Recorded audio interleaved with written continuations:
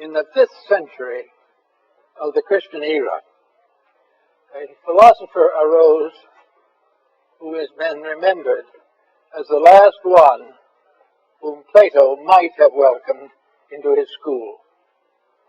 Boëtius, a magnificent person, came in a time in the history of Europe, in the Dark Ages, was a tragic ground for thinkers, and most of those who had really important things to say perished.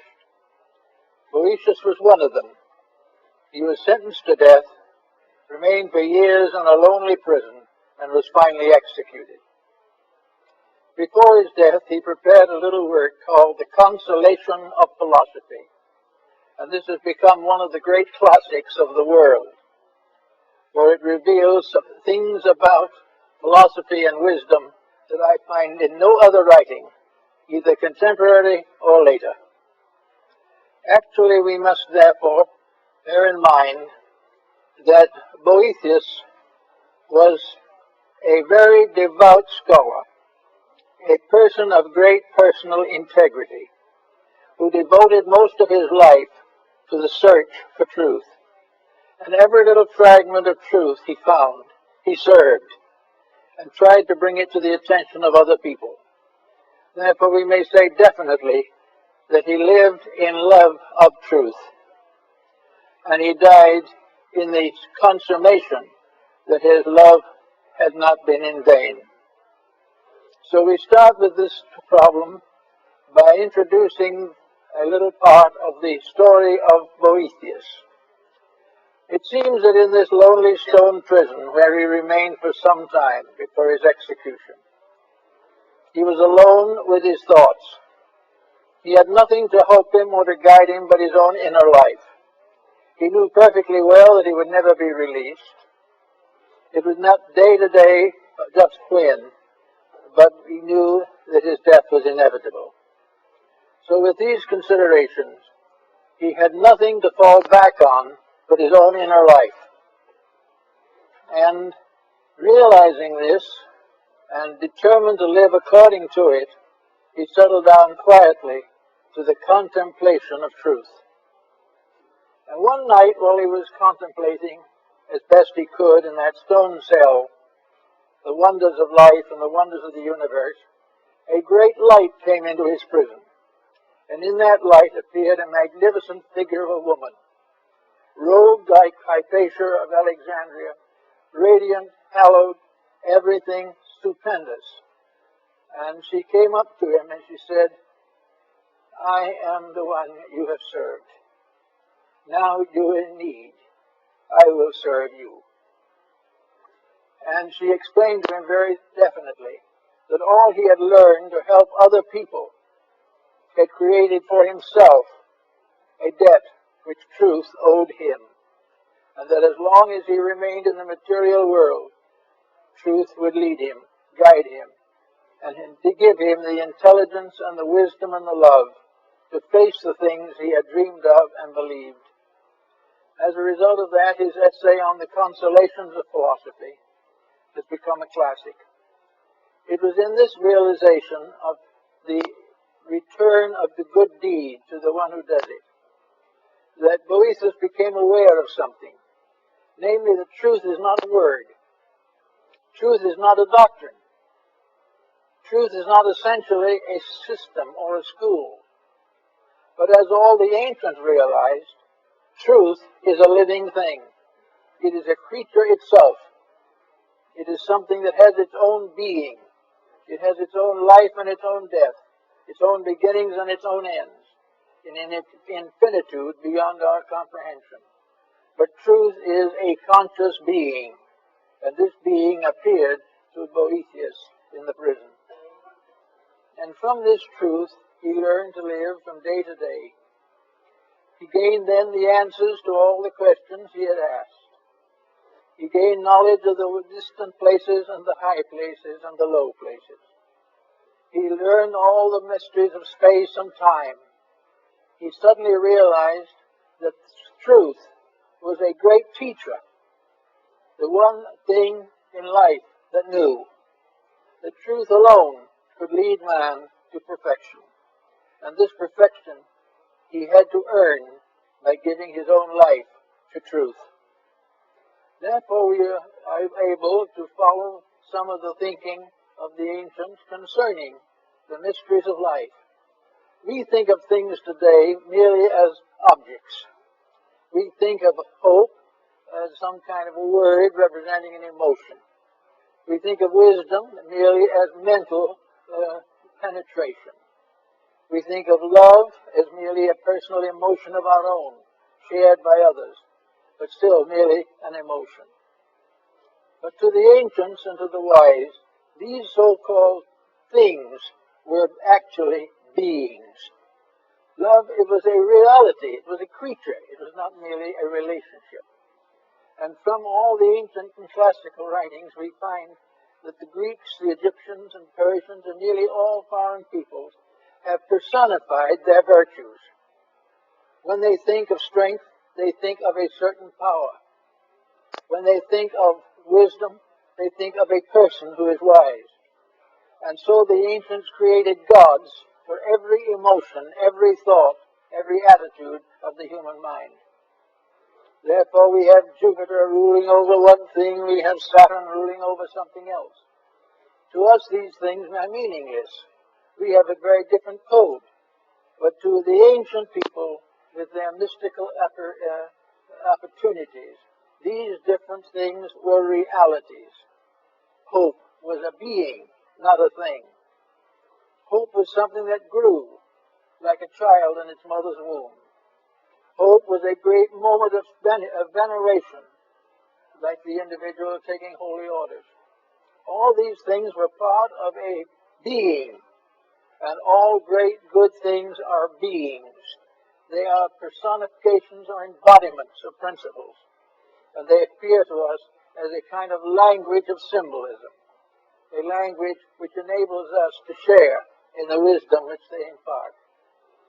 So Boethius in his cell saw in the vision of the power of enlightened love the fulfillment of a dream, the dream of the ages. He was told by this radiant vision that she had been with him from the beginning. The moment he dedicated his life to truth, she was with him. She would be with him to the end of his days, and at the same time she would be with all others under the same conditions, because no one walks through life entirely alone. And those who have given themselves to unselfish service to others walk constantly with a radiant presence beside them, something that is going to guard them and protect them because they have deserved it, because they have earned the peace of inner life. They will have it regardless of what happens in the outer world. This was a great consolation to Boethius. It gave him the courage and strength to know that once one dedicates themselves to the service of truth, they will never again be alone. They will be with something, someone, somewhere, who is ever and always waiting to help, waiting to use this truth that they have discovered in order to save them further punishment, further suffering, or further pain. So the wisdom that Boethius had assembled to teach others was now taught to him. It was shown to him conclusively that his dreams had not been fables, that his ideals had not been vacuums created by optimism or pessimism, that in reality, truth is alive and walks with those who serve it. Regardless of how we view the matter, it is a beautiful thought, a very kindly thought, and a thought that gave consolation to this lonely prisoner, doomed to die because he had tried to help. Actually, therefore, before his death, truth took Boethius through all the worlds of space, through the great realms beyond where he could not go himself. Truth showed him how right he had been in certain guesses and certain suggestions. Truth also told him that she had helped him to form these ideas within his own consciousness, that as long as he served her, she would stay with him, and he would never be alone again. So Boethius, when the time came, passed on without fear or doubt, And his little book has brought comfort and insight to millions of people in a world that he never lived to know about or understand. This brings us very definitely to the concept that we had for the discussion of the morning, namely, truth as love. That truth is a being, a power, a quality. Truth is the most dramatic, dynamic way that leads to reality. But what is truth to us? How do we understand truth? Well, probably we understand it very much as Boethius understood it. We understand it by a little effort to grow. We try to be a little better today than we were yesterday, and we continue to grow a little every day. But the first step that we take toward reality brings us this contact, this something that walks with us the rest of the way. The first sincere, dedicated effort to live the life of truth brings truth to you, and truth walks with you to the end of your days. This was the idea of the Pythagoreans and the Platonists. It was the result of the individual earning dedication by his own dedication.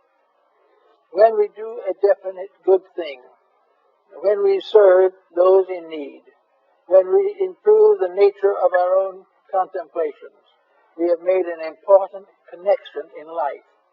And once this connection is made, it cannot die. Once we become aware, or once we have given birth out of our own souls to the soul of truth, that soul will live on. It will go with us, maybe age after age. We may backslide and forget and lose and transgress. But once we have made a sincere effort to try, we have taken the first step to eternity. We have taken the first move in the direction of everlasting peace. And therefore it was quite proper for these ancients to think of love as the faithful friend, something that could carry on beyond all of the powers of the mind. The mind can be deceived, the body can be punished, but the truth in the soul goes on. Nothing can stop it once it has started. And the first good deed dedicated unselfishly is the beginning of the long road that leads to regeneration. Buddha brings us the same point when he says that the journey to truth begins with a single step.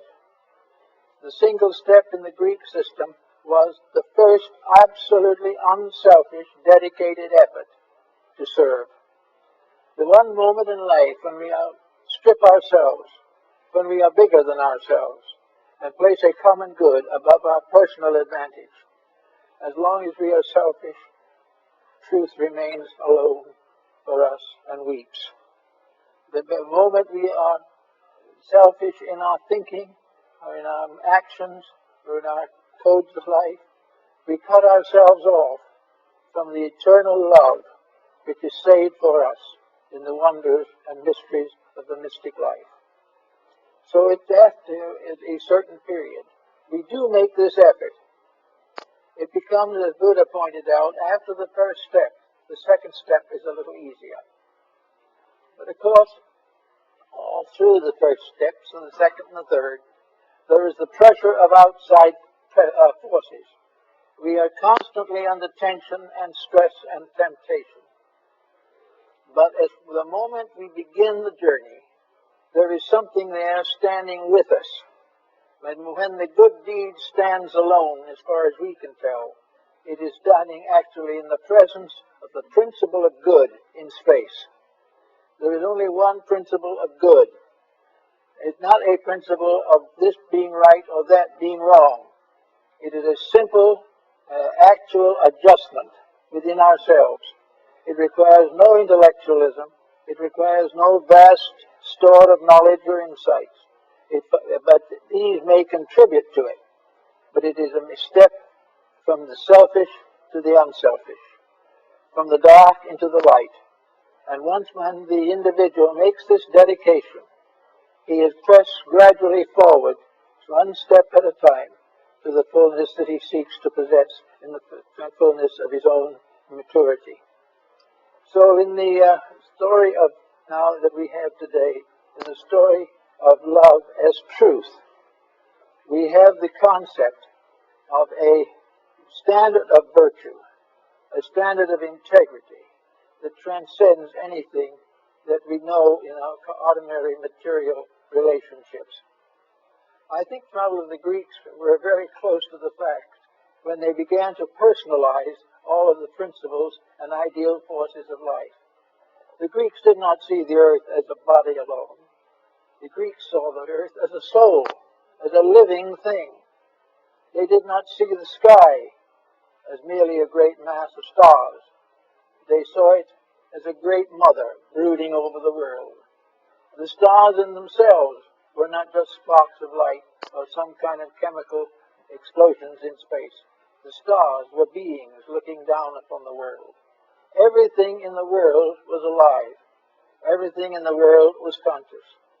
We did not know that consciousness, but by certain growth, by certain development, we gradually reduced the distance between personal understanding and this larger value of life.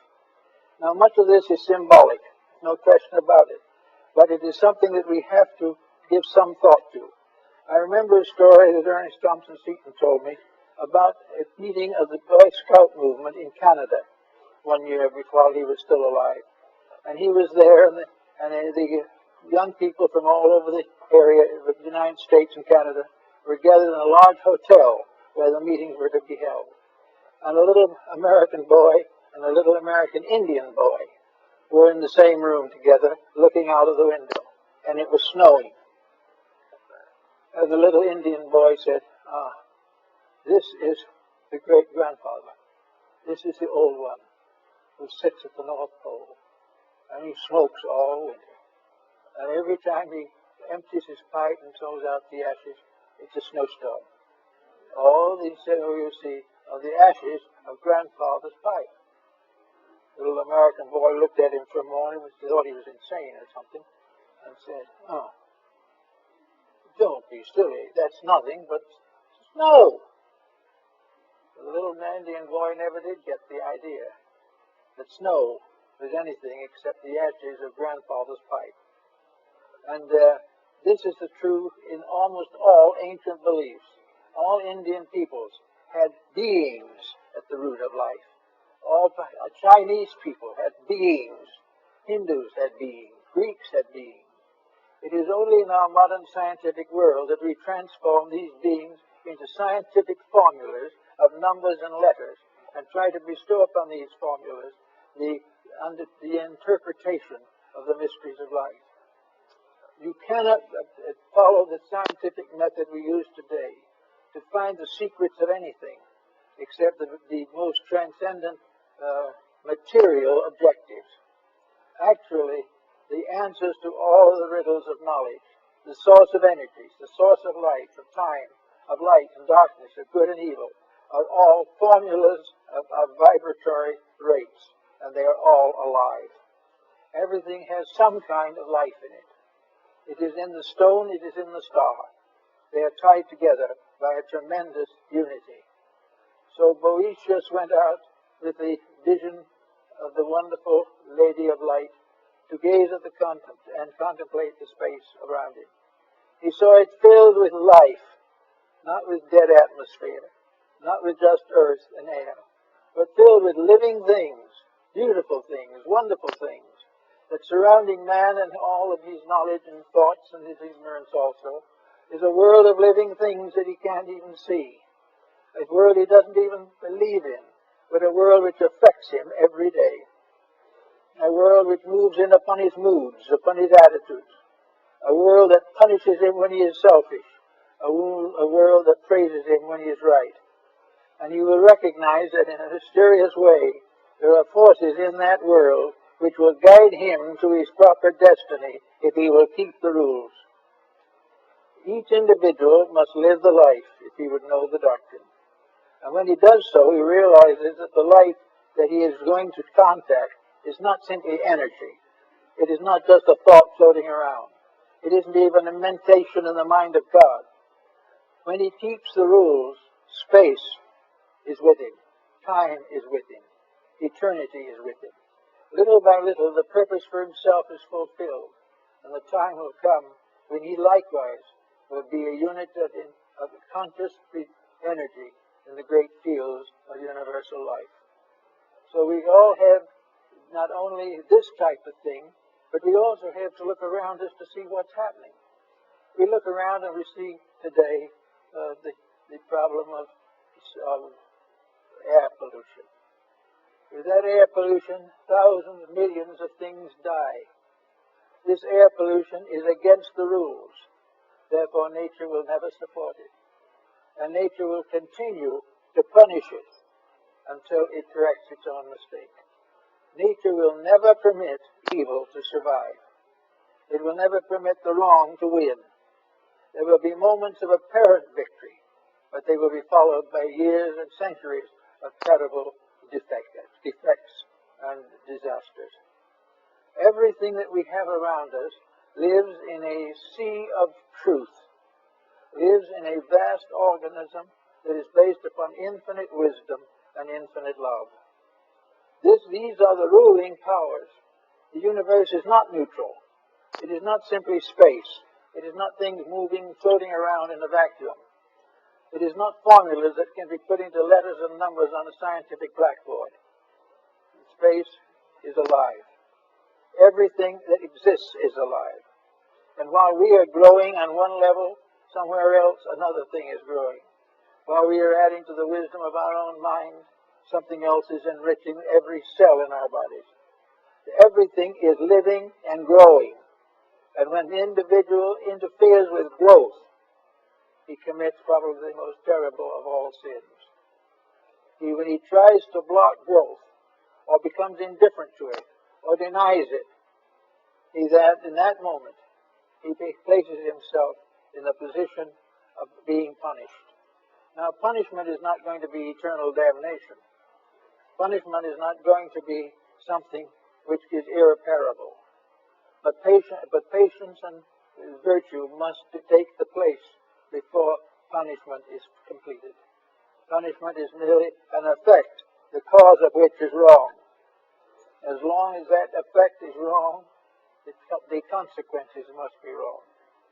And what are the basic rules of this mysterious being, this infinite good one, whom we all worship under one form or another, or most people recognize under the general term of God? What is the law of this being? The law of this being is love.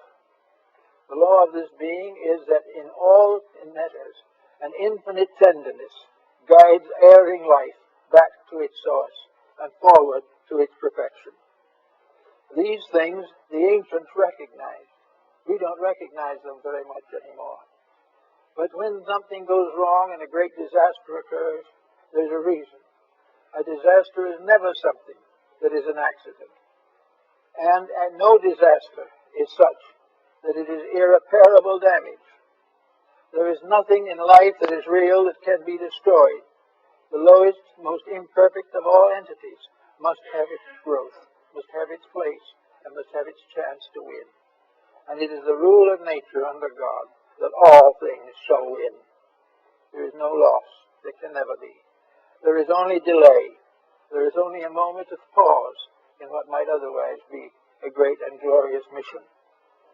So Boethius went forward and went out and paid to the state the debt which it had created. But he no longer feared the state. He no longer feared the world, for he knew that the world itself was good. And these little tyrants who arise live for a day and disappear. And in the great passage of things, each of us, in our own way, must discover our own eternity. Each of us must realize for himself the eternality of the scheme and plan to which he belongs. We must begin to realize that we were not born when we come here. We do not die when we go. Everything in life goes on in life. There is no dead spot anywhere in space. Everything is filled with life, growing, unfolding. And as we look out upon it, we can see as in a meadow the vast flowering and the vast fruiting of a great vegetation. And over it rules Flora, the goddess. Well, the goddess of the harvest, the goddess of the flowers, the goddess of the herbs. She represents the very principle of the values and powers which the plant kingdom embodies. In other words, the plant kingdom is a being growing up. It is not a place, it is not a series of wild seeds that we know nothing about, or the plants that die and never come back. The plant kingdom is an entity, a living thing. It has its comings and its goings, but its eternity is never questioned. It will go on, and if it is abused and perverted and corrupted, it will remain to correct these conditions until they are corrected. And anything which consciously and intentionally destroys these growths or tries to frustrate them will find that his own ignorance becomes a terror to him. The individual who tries to kill something is an individual who will then become frightened that he himself will die. And he was wrong when he thought he killed. He was wrong when he thinks he will die. All things are part of a plan so much bigger than we are that we can't even contemplate them. But this greater reality is, in a sense, our only security. It is the one thing that cannot fail. Politics may rise and fall. They are also entities. And we find that someone talks about the dangers of the capitalistic system. The capitalistic system is an entity.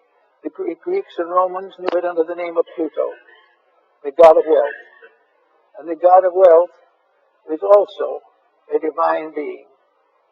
And the god of wealth has to grow and outgrow its own possession of wealth by outgrowing it through all the creatures that it has fashioned. Therefore, wherever wealth is, it must be outgrowing itself. It must be changing into something better. Because it is alive, it has a continuity of consciousness, and it can never rest until wealth ceases to be a danger to any living thing. Everything is growing towards its own perfection and its own immortality. As we go a little further into this rather complicated situation, we realize that all over this earth there are religions, many different faiths, many different beliefs, so many gods, so many creeds, so many paths that wind and wind. But religion finally is one being, and that one being is what nations of the world have called God. Religion is the lifeblood of God. It is part of this tremendous power whose body nature is and God the soul. So this is a being that we deal with. Religions are evolving. People are evolving. Institutions are evolving. Everything that is born grows. And when its maximum growth has been achieved, it slowly disappears to give rise to a new embodiment of itself in something higher and better. We are desperately concerned today about the future of our world, and from a standpoint of our physical existence, we are well justified.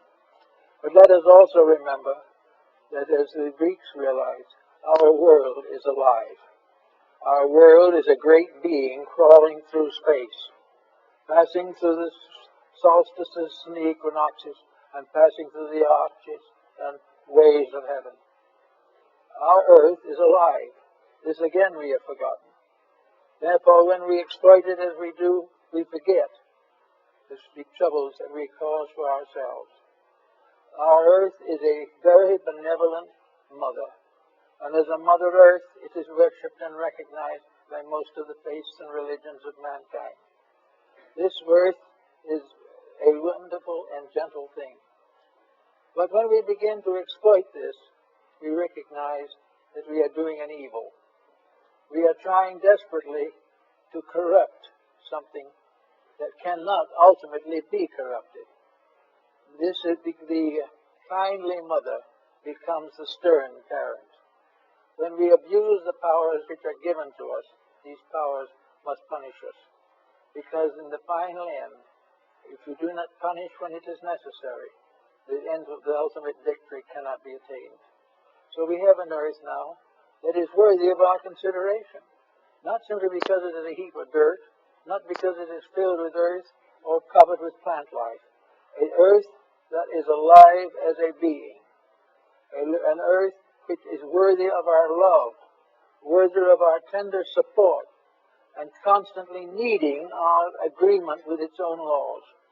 Unless we keep the rules of earth, earth cannot keep our rules. If we do not give opportunity to all the different forms of life that exist here, these forms of life become shadows and become negative factors endangering our survival. Yet in nature there is not one single force that is angry. Nature has never known anger. That is something that the human being has developed. As a kind and loving mother, we would chastise the child, but never to destroy it, only to help it to attain to its own maturity.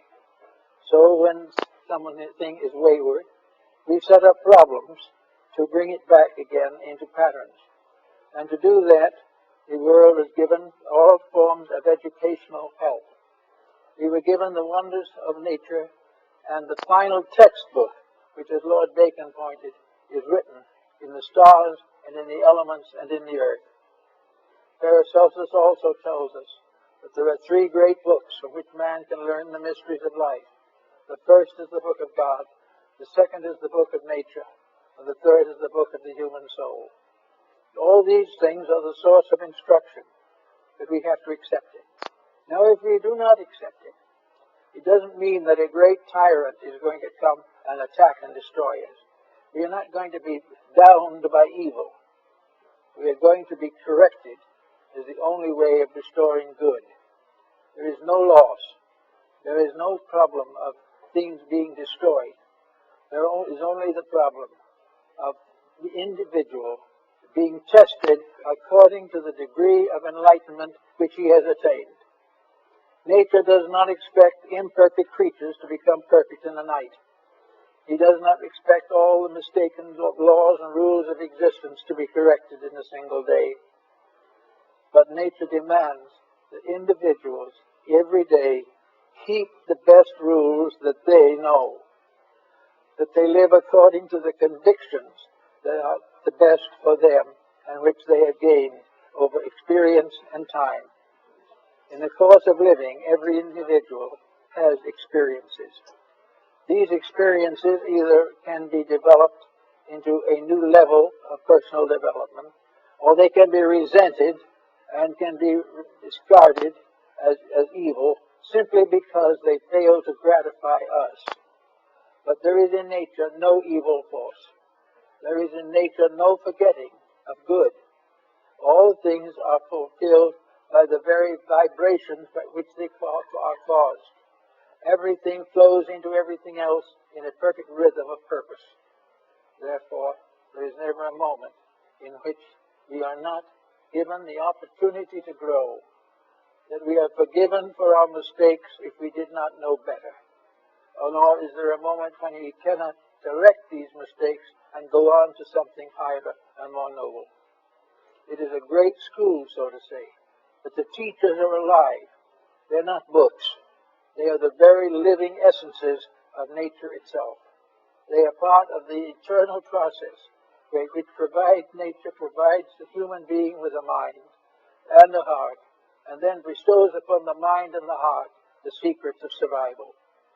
Therefore, this is all part of the idea of the fact of the love of truth, the love of the way it really is, the way which we can see if we are able to climb out of the slough of our own despond, if we can rise out of the ignorance with which we have locked ourselves, we can begin to see over the edge the thing which is beyond. And when we do that, we will grow a little. And as we grow a little, the problems will become less. So Boethius went forth to die perfectly content, realizing that he lived in a world which not only he had helped to improve, but would continue to serve him, love him, and care for him until he ultimately attained perfection. Everything that tries is rewarded for trying. Why and how? Well, if no one tries, nothing tries, unless it has a vision of something better. It may not know how to attain that something better, but if it is willing to try, it means it grasps the possibility of improvement. The moment the individual grasps at this moment of realization that improvement is possible, he begins to grow.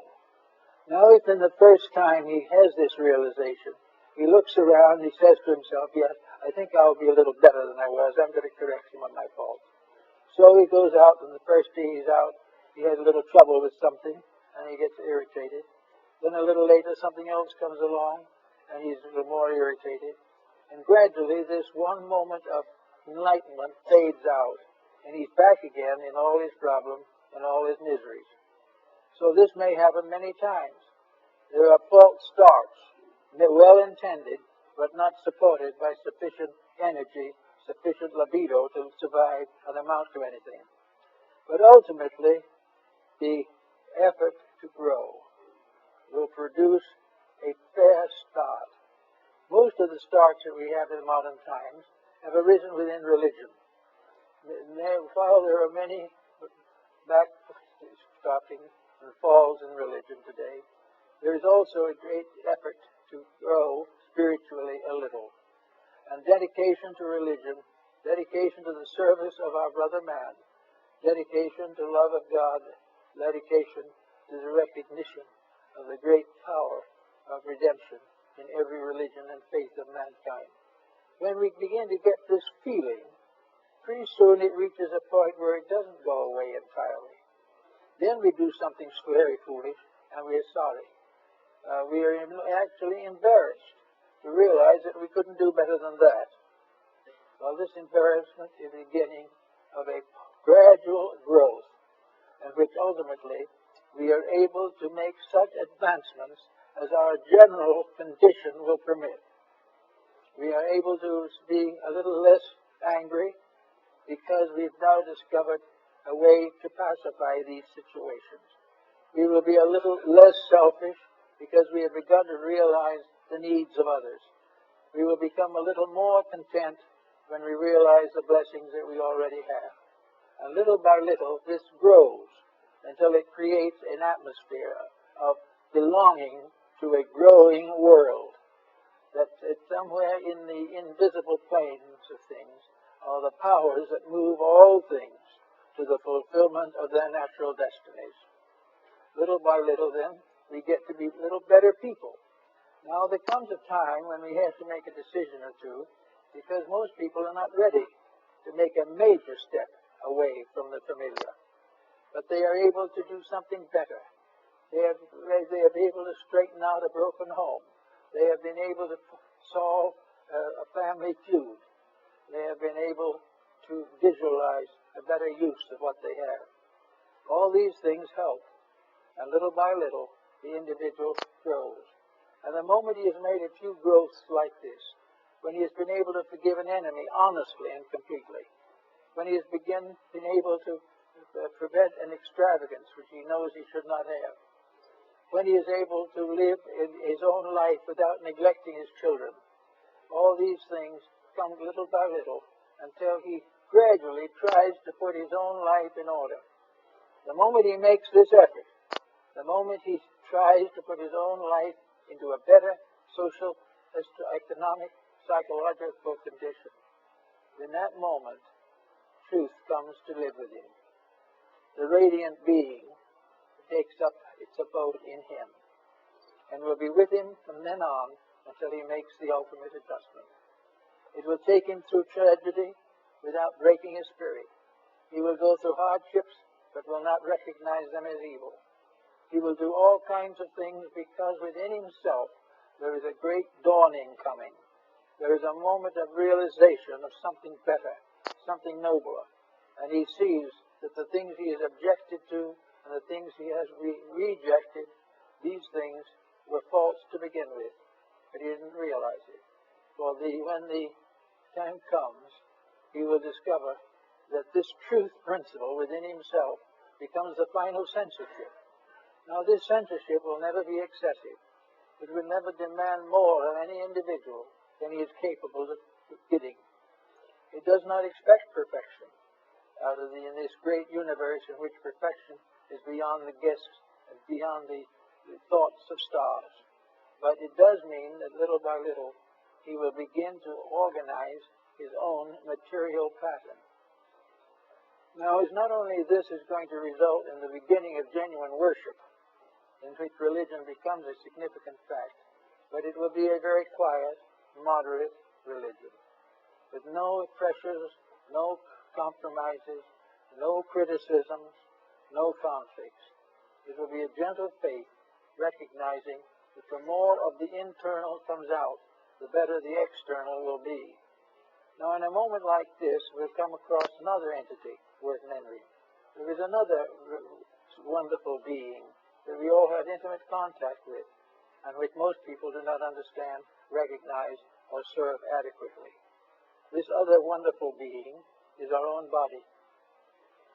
We have a body over which we rule as Lord and Master. And it can be that this body becomes a slave. It is not given proper attention. It is misused. It is victimized. It is allowed to suffer merely to the gratification of the mind that dwells within it. Now, truth will never permit the misuse of energy. Therefore, this body, which is our house for a time, has laws and rules that must be kept. And furthermore, it is alive. We know the body is alive. Every cell in it is alive. Every part of it is alive. And yet very few people have ever tried to realize how the human body accumulates around a degree of unfoldment which we call the personality. Anyway, this body is our own particular living sheath, our completely personal organism. It is the first empire over which we can have dominion. It is the first nation we can govern. It is the first form of leadership that we are able to bestow beyond the leadership of our own minds. And the law would be very simple, that we have no right to try to lead or conquer others until we have conquered the flesh. We must accomplish in ourselves the leadership that we expect to bestow upon others. If we want to see a better world, we must begin with the self. And in very many cases, the beginning of a better world is a healthy body. The individual must grow out of all these different things, fulfilling the law, meeting the responsibilities, beginning and ending according to a power and wisdom greater than our own, but in all things in patience and acceptance. Keep the rules and learn the lessons of the day. Now, each embodiment we have, according to Plato, is a day. It is a day in our own growth. It is the day we go to school to learn something. Now, we look around us today and we realize that as a school, our daily life is not much of a success. We do not have a discipline to take care of us through these years of growth by which we must finally reach our own adult physical years. So nature depends upon this problem and gives us certain ultimata to face it with. Nature gives us the rules, and when we do not keep the rules, nature gives us the example of the broken rule. One of the most beautiful and wonderful displays we have today is this great tapestry of broken rules. Now, everyone is worried about these broken rules because they are a danger to us. But we have not worried enough yet to correct it. We are still trying to play hooky in the school of life. We are still convinced that we are here to have fun, to have wealth, to have influence, to become famous. And as long as we do that, the great genius of truth will not be with us. When any ambition is false, it is not sanctified, and it is not fulfilled by the laws of life. Whenever we have an ambition that is contrary to good, that ambition will ultimately destroy us. Whenever we forget our relationship with other living things, when we forget the brotherhood of life, if we get the parenthood of life, In these factors, we begin to sound out our own troubles. This is being very clearly indicated today. Boethius is not here to retrieve him, maybe he is, but he was not able to live then, to continue into the change that followed the Middle Ages. But we know that the rules of life that we have broken have put us exactly where we are now. Now the question still remains, how does it do it? Why does it do this, and how? Why is it that when we support the wrong thing, we get into trouble? That is because there is a rule back of it that tells us what the right thing is, and that rule is immutable. If honesty is a universal law decreed in the infinite pattern of things, no individual human dishonesty can survive. Now, when I say survive, it doesn't mean the individual or personality will perish, but it means that the goal or the attitude will have to change. There is no possible way in which evil can achieve rulership over the world. The battle for the struggle for this control goes more violent every day. The greater the ambitions of the individual, the more terrible his mistakes will be. The more desperately he tries to escape the consequences of his own conduct, the more desperately those consequences will close in around him.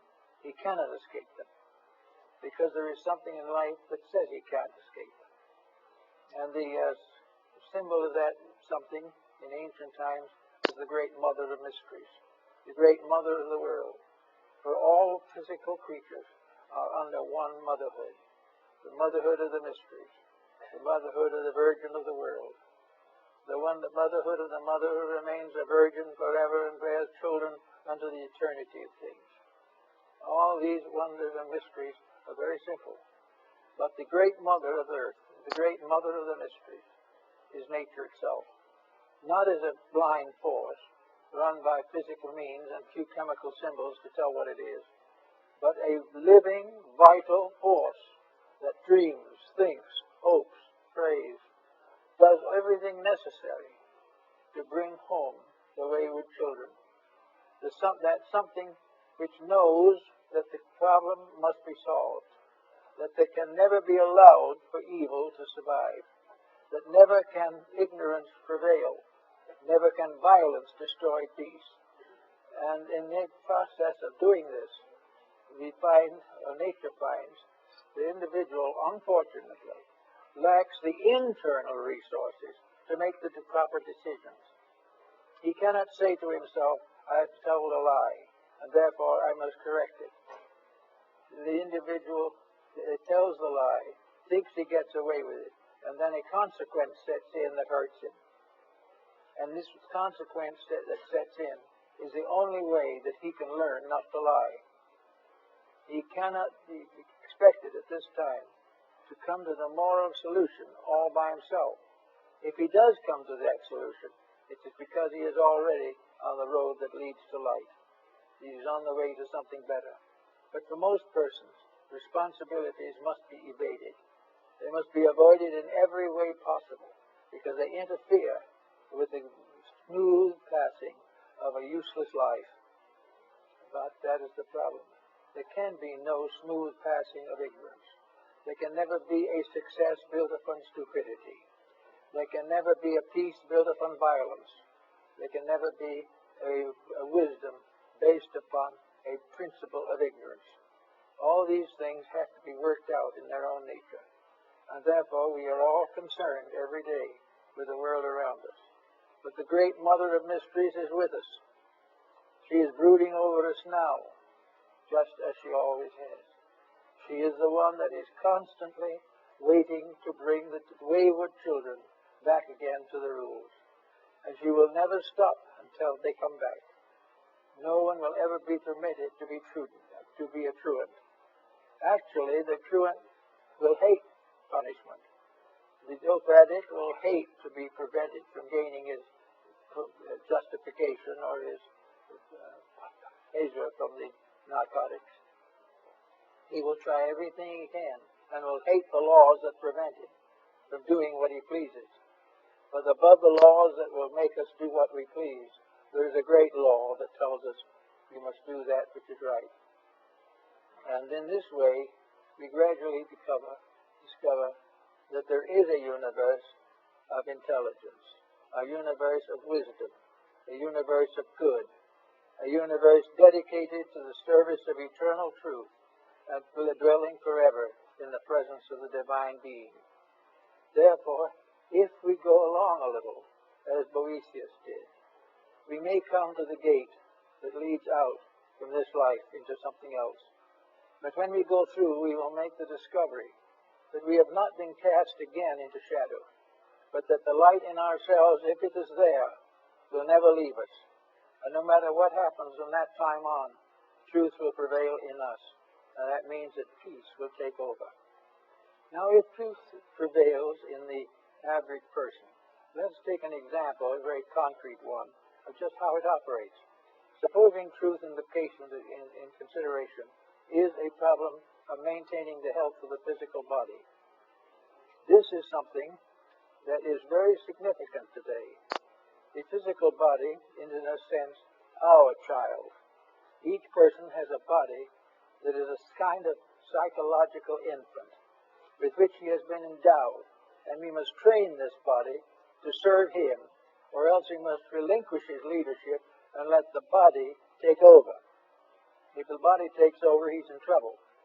But he doesn't know he's in trouble. Because if the body is gratified, the rest of him goes to sleep. But the real fact of the matter is, the body has to be brought into harmony. It has to be disciplined. Now, when the body is brought into discipline, it is said to be healthy. When the soul is brought into discipline, it will be said to be healthy.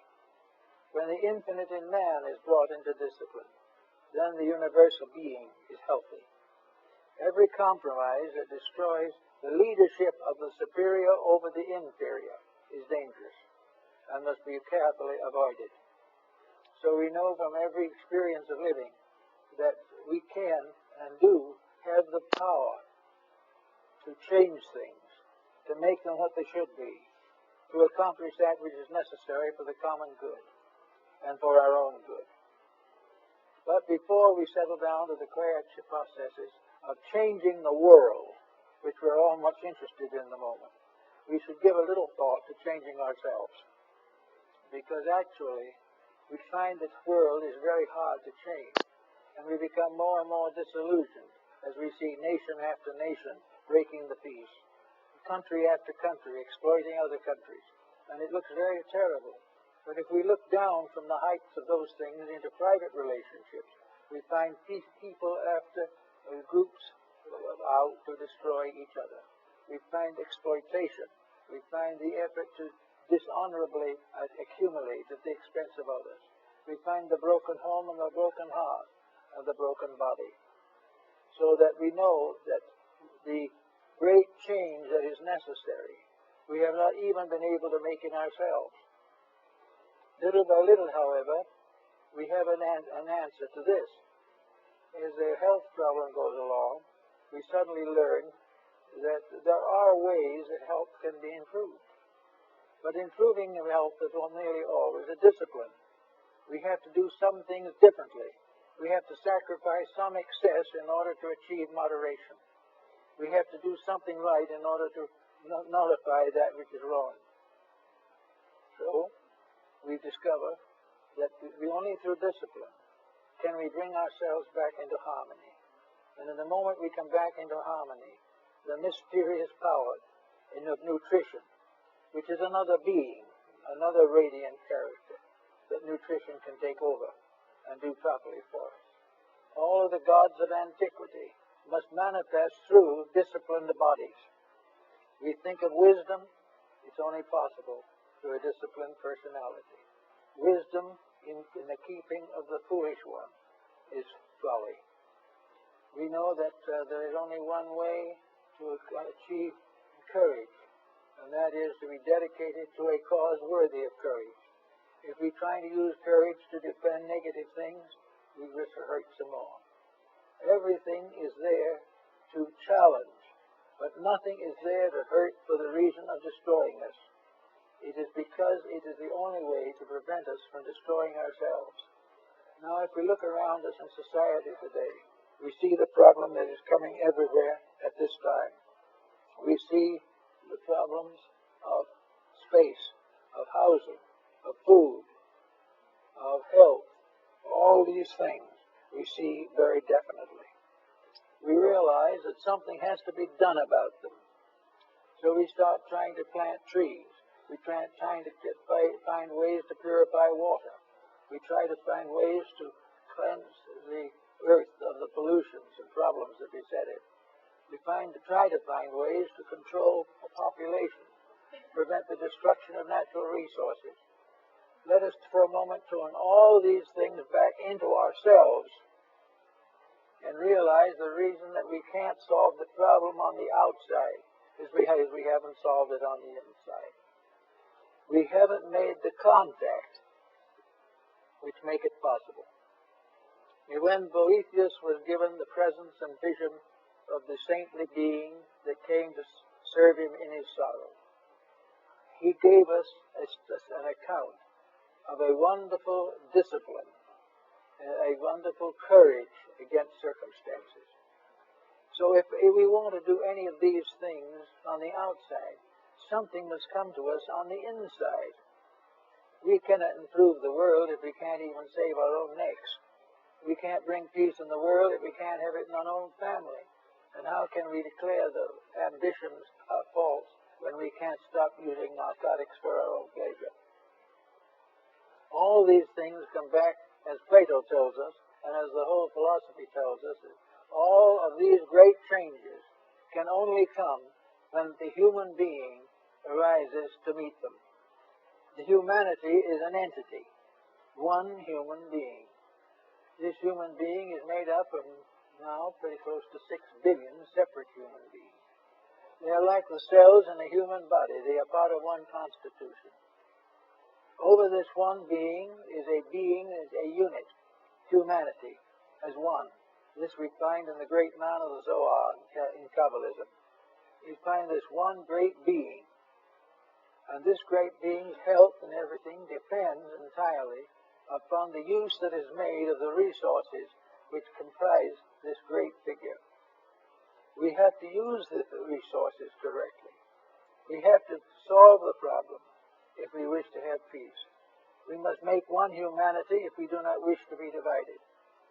Now, if we continue to wish to be divided, we not only have the problems of society, but we have the problems of ourselves. The individual who has not transcended his own selfishness is a very poor candidate for reforming the world. It is necessary for each person to recognize that he must make a personal contribution to the integrities of things. He must become aware of truth, of the love of truth, of the love of God as truth. Deity recognized in the manifested form of the infinite parent, also always solicitous for the good of its children. We must think of the faiths of men as being the gateways to conduct. We must think also of all the dreams and hopes of the ages and realize that they cannot be fulfilled until the individual loves truth better than he loves himself.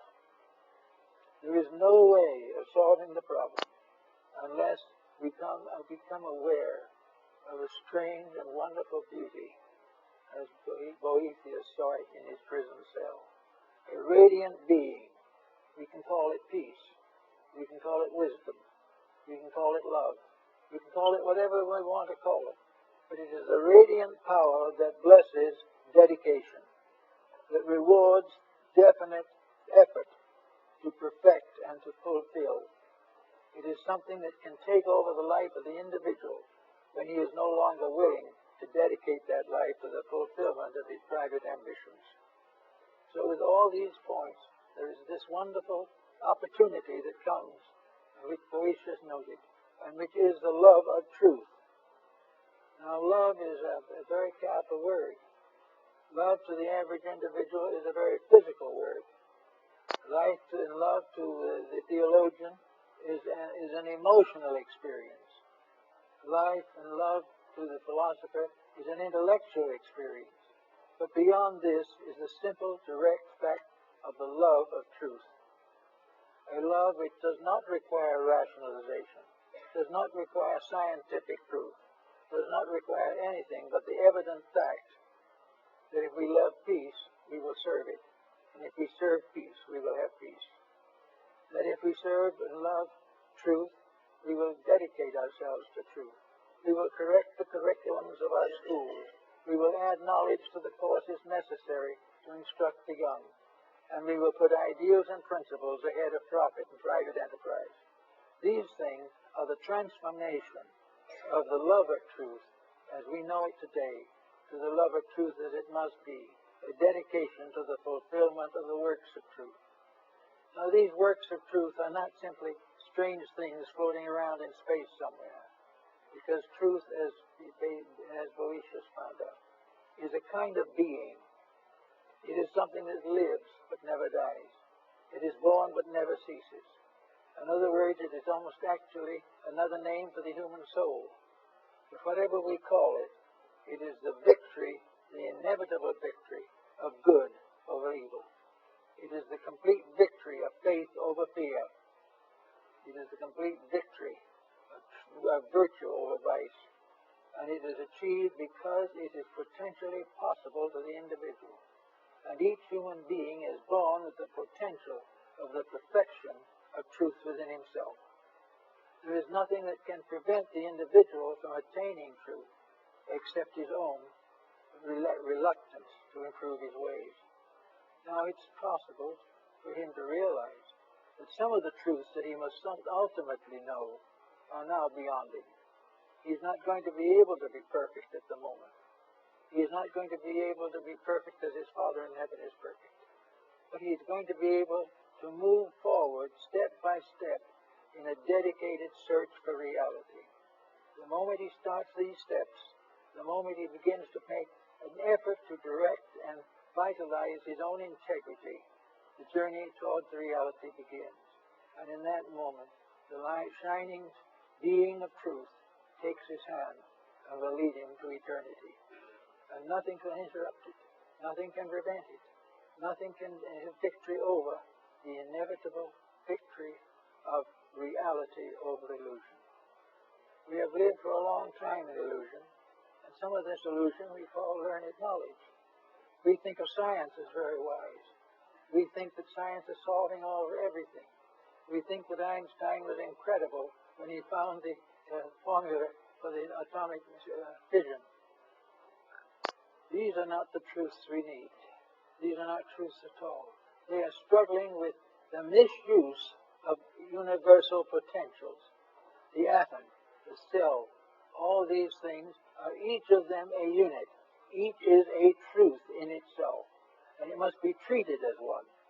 It must be recognized, and if we wish to advance things, we must work together to make these various parts work together well in us.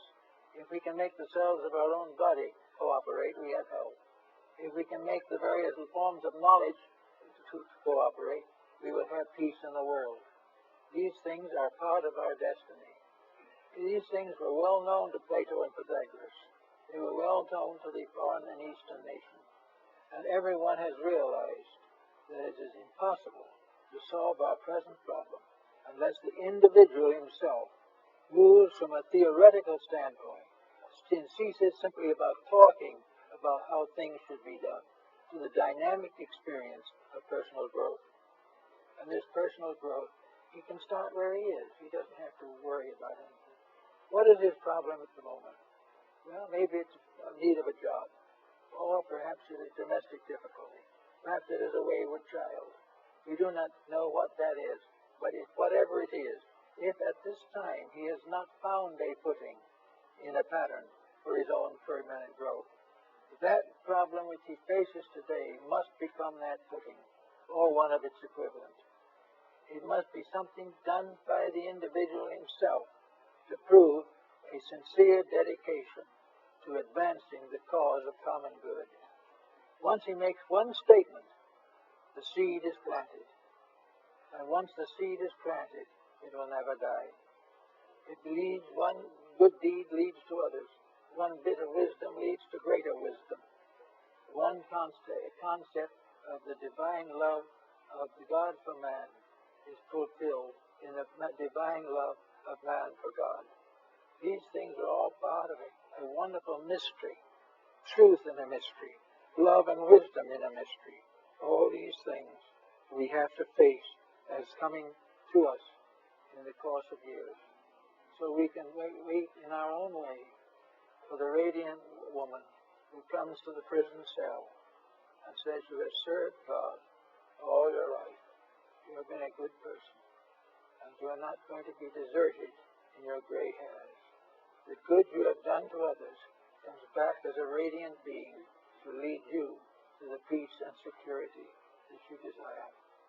Under those conditions, things will get done in a reasonable length of time. Thank you.